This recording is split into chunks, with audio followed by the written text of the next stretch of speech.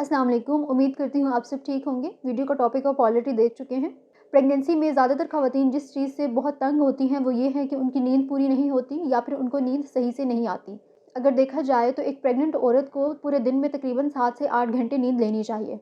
लेकिन अगर आप 1 से 2 घंटे ऊपर नींद ले लेते हैं या रेस्ट कर लेते हैं तो ये आपके लिए और आपके बच्चे दोनों के लिए ही फ़ायदेमंद है।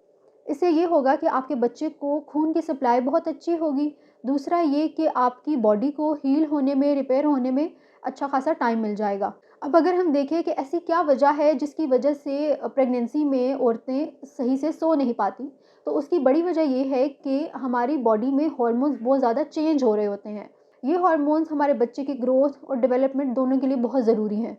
इसलिए ख़वातीन की काफ़ी तादाद इस चीज़ की शिकायत करती है कि उनकी जोड़ों में दर्द है, उनकी कमर में दर्द है, रात को सोते वक्त उनकी टांगों में क्रैम्प्स आ जाते हैं, उनकी बाजू के किसी हिस्से में क्रैम्प्स आ जाते हैं। फिर रात को अक्सर औक़ात पेशाब करने के लिए बहुत दफ़ा जागना पड़ता है और वॉशरूम जाना पड़ता है। भूख लगती है, वीकनेस बहुत ज़्यादा फ़ील होती है, चिड़चिड़ापन महसूस करती हैं। सबसे बड़ी बात जो आपकी नींद पर असर डाल रही होती है वो है आपका खामख़ा में स्ट्रेस लेना।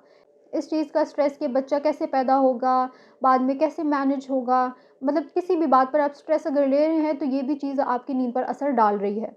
ये सारे फैक्टर्स आपकी नींद पर असर डाल रहे होते हैं। अब अगर हम बात करें कि ख़वातीन कौन-सी ऐसी पोज़ीशन में सोएँ जिससे उनकी नींद बेहतर उन्हें आ सके और वो आराम भी फ़ील करें। हमारे यहाँ बहुत ज़्यादा लोग ऐसे हैं जो कि पेट के बल सोते हैं, उनमें ख़वातीन भी शामिल हैं। अब जब ऐसी खातून प्रेग्नेंट हो जाती है तो वो पेट के बल सोती है तो कहा जाता है कि तुम्हारे बच्चे को नुकसान होगा। ऐसा नहीं है, आप पहले ट्राइमेस्टर में अगर उल्टा सोते हैं अपने पेट के बल तो ये आपके बच्चे को नुकसान चीज़ नहीं देगी।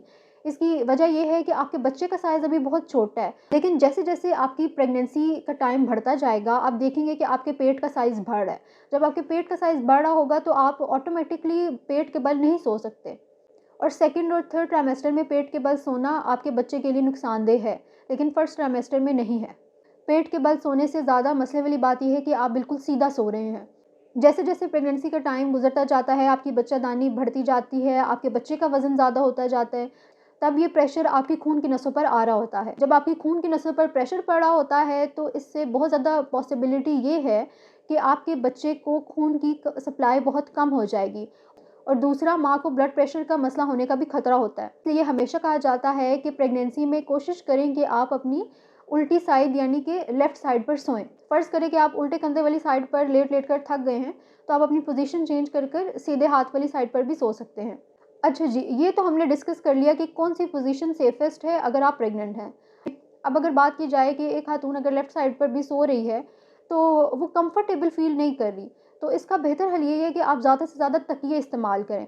सबसे पहले आप कोशिश करें कि आप अपनी टाँगों के दरमियान भी एक तकिया रखें, अपने पाँव के नीचे तकिया रखें, अपनी गर्दन के नीचे तकिया रखें और अपने पेट को सपोर्ट करने के लिए उसके नीचे भी तकिया रखें या कोई कपड़ा रखें। यकीन मानिए जब आप इस पोज़ीशन में तकियों के साथ सोएँगे तो आपको बड़ी सुकून की नींद आएगी। अब अगर हम देखते हैं तो बाज़ार में हमें प्रेगनेंसी पिलो एक मिल जाता है। अगर हम वो इस्तेमाल करेंगे तो भी नींद काफ़ी अच्छी आती है। इसके अलावा आप जो पोज़ीशन इस्तेमाल कर सकते हैं सोने के लिए वो ये है कि आप अपनी कमर के पीछे 2 से 3 तकिए रखने हैं, मतलब कि आपका सर ऊँचा होना चाहिए। फिर आपने अपने पैरों के नीचे भी एक तकिया रखना है और सीधा बिल्कुल सो जाना है। इससे ये होगा कि आपका सर का लेवल ऊँचा होगा और ये बिल्कुल ऐसा नहीं है कि आप बिल्कुल सीधा सो रहे हैं। बिल्कुल ऐसा ही है जिस तरह जहाज़ के अंदर लोग सो रहे होते हैं कि पीछे बिल्कुल टेक लगा लेते हैं और पाँव बिल्कुल आगे कर लेते हैं, लेकिन आपने मेक श्योर करना है कि आपके पाँव हवा में ना हो। पाँव के नीचे आपने कोई सपोर्ट रखनी है, कोई तकिया रखना है। आप जब इस पोज़ीशन में सोते हैं तो वो वाली फ़ीलिंग कि आपका खाना ऊपर की तरफ आ रहा है या आपको साँस सही से नहीं आ रहा, तो ये वाला मसला हल हो जाता है। अगर इन पोज़ीशंस को लेने के बावजूद भी आपको नींद नहीं आ रही, तो आपने नींद की गोलियों का इस्तेमाल नहीं करना। नींद की गोलियाँ आपके फ़ीटस को, आपके बच्चे को नुकसान पहुँचाएँगी और समटाइम्स मिसकैरेज या अबॉर्शन होने के भी चांसेस होते हैं। उसके लिए कोशिश करें कि जब आप सोने की तैयारी कर रहे हों तो तकरीबन आधा घंटा पहले या 45 मिनट्स पहले आप ये अपना फ़ोन वगैरह इस्तेमाल करना छोड़ दें। फिर आप ये कर सकते हैं कि आप बालों में तेल लगाएँ, मसाज करें, पैरों की मसाज करवाएँ, हाथों की मसाज कराएँ, अपनी कमर की मसाज करवाएँ। उससे आपको बड़ी अच्छी नींद आएगी। रात को सोने से पहले गर्म दूध का एक ग्लास अगर आप लेते हैं तो इससे भी बड़ी अच्छी नींद आती है। इन सब के बावजूद भी अगर आपको नींद नहीं आ रही तो परेशानी वाली कोई बात नहीं है, टेंशन की कोई बात नहीं है। आप उठें, बाहर चक्कर वगैरह लगाएँ, किसी दूसरे कमरे में बैठें, कोई अखबार पढ़ें, कोई किताब पढ़ें। अगर आप स्ट्रेस ले रहे हैं तो कोशिश करें आप स्ट्रेस ना लें। इस बात को याद रखें कि अच्छी नींद ना कि सिर्फ आपके लिए बल्कि आपके बच्चे के लिए भी बहुत ज़रूरी है। इन सब पोजीशंस के बावजूद भी अगर आपको नींद नहीं आ रही तो टेंशन वाली बात नहीं है।